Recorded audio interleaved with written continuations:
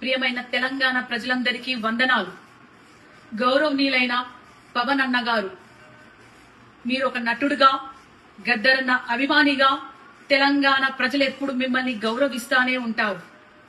కానీ తెలంగాణ ఆవిర్భావ దినోత్సవం రోజు మీరు మాట్లాడిన మాటలు ఒక తెలంగాణ ఆడబిడ్డగా నేను ఖచ్చితంగా ఖండిస్తున్నాను.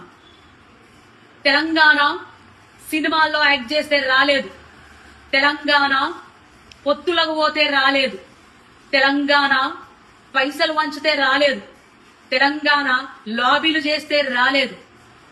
తెలంగాణ పోరాటం ఓ సాయుధ పోరాటం. తమ రక్తం చిందించిన గడ్డగా నిలబడ్డ తెలంగాణ బిడ్డల త్యాగాల పోరాటం. తెలంగాణ ఒక ఆత్మగౌరవ పోరాటం. ఎవరిని ఒక బాధ పెట్టకుండా, ఎవరిని హింసించకుండా తమను తాము ఆహుతి చేసుకున్న శ్రీకాంత్ చారియే సాక్ష్యం.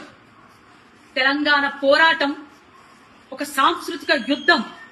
పాటలతోని, మాటలతోని ప్రజల్లోకెళ్లి, గడప గడపకెళ్లి ప్రజల్ని చైతన్యవంతం చేసిన పోరాట గాథలున్న చరిత్ర ఈ తెలంగాణ గడ్డ.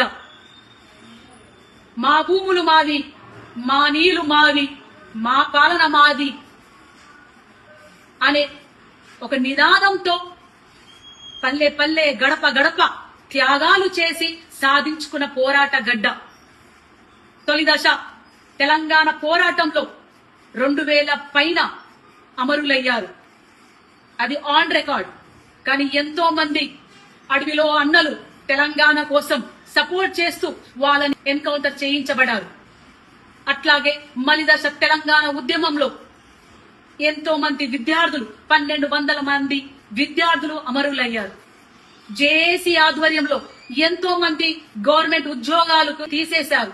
ఎంతో మంది ఆడబిడ్డలు, తల్లులు తమ కొడుకులని, తమ బిడ్డలని నడవండ్రా బిడ్డ, మన తెలంగాణ మనది, మీరు ముందుకెళ్ళండి, పోరాటంలో భాగం కండి, మేం కుటుంబాలను చూసుకుంటాం అని వీరగాథలు నడిచిన తెలంగాణ మనది. ఎస్, మీరన్నట్టే ఈ తెలంగాణ గడ్డ మా అయ్యల జాగీరే. మీరన్నట్టే నిన్న తెలంగాణ గడ్డ మా అయ్యల జాగీరు, ఈ రోజు మా జాగీరు.